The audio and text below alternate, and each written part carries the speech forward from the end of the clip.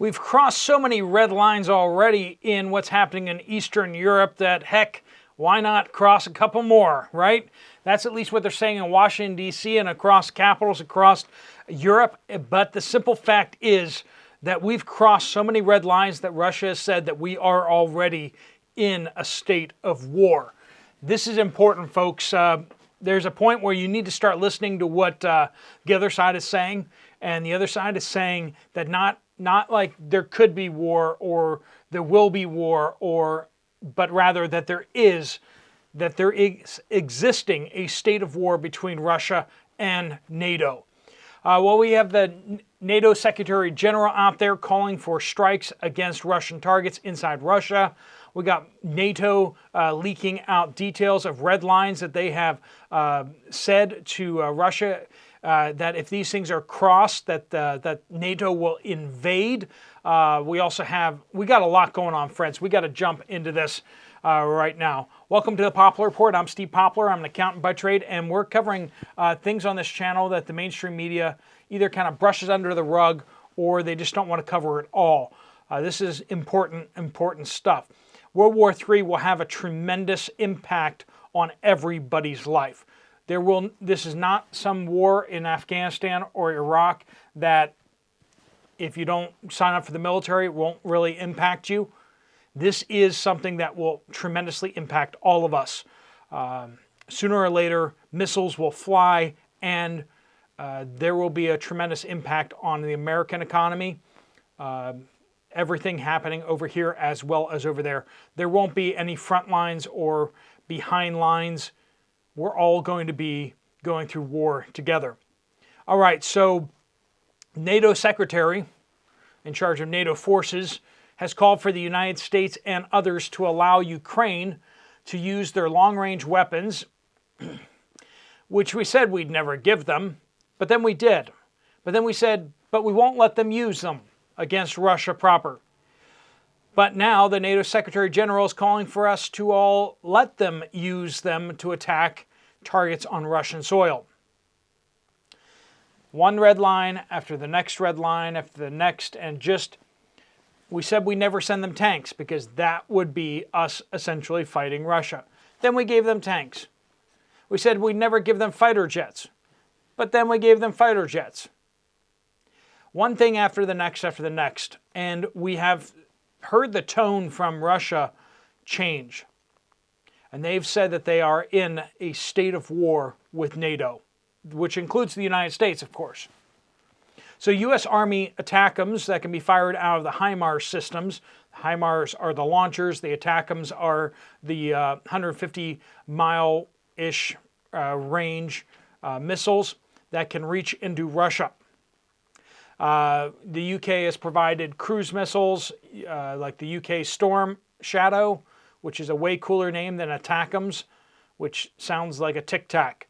Anyway, also the French and Germans have provided weapons, but they have also advised Ukraine not to fire them into Russian territory, to only use them within Ukraine, and to not fire them at like Moscow or anything like that. Of course, that's probably a little bit out of the range of most of these. Anyway, but Ukraine has said that they won't attack Russian targets in Russia. But that is starting to change. And we see just the line keeps getting pushed and pushed and pushed because there's no way of putting it any other way that they're trying to egg Russia into using a nuke. And the idea is that if Russia uses a nuke, then that will justify NATO attacking Russia proper. That NATO bombers and fighter jets will come into their airspace and start attacking the air defense systems, start attacking Russian troops on the ground. This has been promised. This was promised by NATO to Russia in a secret communique, which the Italian newspaper, forget it, La Repubblica, I believe it is, got their hands on, and basically they weren't able to leak the actual document. They leaked the what it was saying, essentially, that the NATO had given two red lines. and an implied third red line. One that if Belarus is used as a staging ground to attack Ukraine, that would mean that NATO would send 100,000 troops into Ukraine to go actively fight the Russians. That if there was a, quote, military provocation, and what does that mean? Well, it means whatever you want it to mean, doesn't it? Against Poland or Baltic countries. Now, does that mean like an invasion of those countries? That would already triggered the NATO Defense Alliance, right? But a military provocation against them. I mean, a fighter jet violates their airspace or what? Someone fires a missile over their territory that comes back into, that has happened so far in this conflict already. Well, any of those things happen and NATO will send 100,000 troops into Ukraine. Also, the implied one there is that if Russia breaks through the defensive lines of the Ukrainians, like if they start to rout the Ukrainian army, that NATO would consider sending in 100,000. And when we have 100,000 NATO troops, that's probably like 80,000 U.S. soldiers and 20,000 from all the European states that like to play war. So we have a major threat out there, and then we've also have the promise that if Russia uses any nuclear weapon in Ukraine, even if it doesn't kill a single person, that the United States, NATO, NATO, which is the United States, will bomb Russian targets inside Ukraine and even inside Russia with conventional weapons. If they use a nuke, any nuke at all, that we will directly bomb their targets and their troops inside Ukraine and even potentially within Russia. This has been communicated through back channels to Russia. And this is, we all remember a former politician that gave a bunch of red lines and then didn't do diddly squat about them. We see everything moving forward to provoke Russia to using a nuke, and then we see that that nuke will be used as an excuse for NATO to send troops into Ukraine and for the United States to conduct airstrikes directly against Russian forces. And of course, Russia said if either of those things happen, that they will launch nuclear weapons to protect themselves. So, you see where this is going.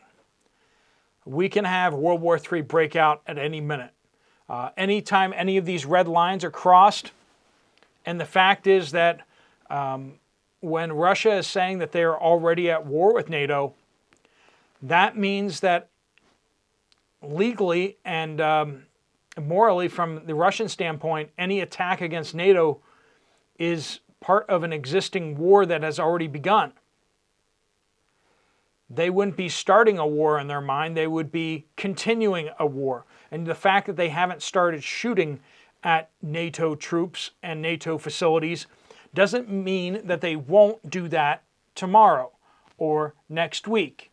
They could do that at any time. They may be just waiting to launch their attacks at a time of their choosing, and that is troubling. I've shown before how Russia has the capabilities, at least on paper, to launch a full nuclear first strike against the United States that could potentially decimate our nuclear triad, our submarine ballistic missiles, our land-based missiles in Wyoming, Colorado, and all the states out there, and also our airborne bombers.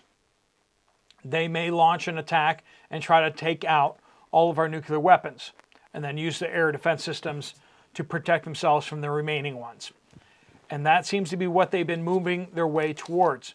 They're moving their way towards a nuclear war. They know they can't win a ground war against the United States and all of our allies. What happens when you get cornered by superior forces. Like imagine you're on the street and you get surrounded by a bunch of bullies.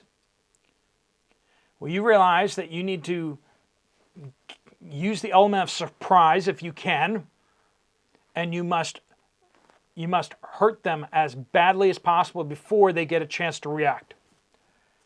And that's what we see Russia looking at right now, is put yourself in their shoes. What would you do? What would you do? Would you launch a massive surprise attack to decimate U.S. military forces and military forces across Europe? And how would they do that? Well, they have a nuclear arsenal. That's what they have. And that means they need to take out our nukes before we can use them to retaliate. And that's where we're headed with this thing, folks. Like, there doesn't seem to be anybody in Washington, D.C. We got the Speaker of the House, the Republican Speaker of the House, asking President Biden to take the handcuffs off Ukraine, to let them start firing missiles at Moscow, U.S. missiles. We're going to hand the missiles to Ukraine, and we're going to let them shoot them at Russian cities. It's like we're handing a 5-year-old a boomstick, a loaded boomstick, and then we're going to pretend like we're not responsible for what happens. Even though the United States is providing targeting data, satellite imagery, and coordinates and everything like that for these targets, probably helping them select the targets, and providing them the missiles. We're doing everything except for pushing the button, and it's even been said that we might even be doing that. At what point does Russia finally put its foot down and say, no, enough? And there's really only one way that they can really put their foot down, and that is with a nuclear escalation. And friends, we're headed there fast. And we're going to get there any day now, it seems like. If the Russians feel like they're winning and that they can win this conventionally, they may try to just bulldoze onward. But the United States and its allies seem to be throwing up every roadblock possible in order to either provoke a nuclear strike or to cheat their way into winning in this conflict in Ukraine. There is, whatever side you fall on this, understand that there are going to be consequences, and we're all going to pay for them. Talked about that yesterday in talking about Memorial Day and the question of how many more soldiers will we be honoring next year at Memorial Day. Could it be potentially twice as many or 3 times as many? Because of a 24-hour war that we fought with Russia, where whole military bases were wiped out in mushroom clouds, even if we win. In that type of war, is there really any winning? The devastation would be so dramatic that I don't know. Would we ever recover as a society, as a world? I don't know. But that's the way we're headed very, very fast. Be warned, be vigilant, and realize that these things are on the horizon and they could be coming our way super fast. The fact is that the initiative is in the Russian hands. If they choose to do something, they will do it by surprise. We won't see it coming, other than the fact that we kind of see it coming, right? We won't know the hour or the day, but it looks like that's where we're headed. And that will mean things will start moving very, very quickly. All right, friends, stay sharp out there. Stay attentive to what's going on. Thanks so much for watching. If you want to check out another video from this channel, there's one right up here. I'll see you over there, or I'll see you guys later. Steve Poplar of the Poplar Report, out.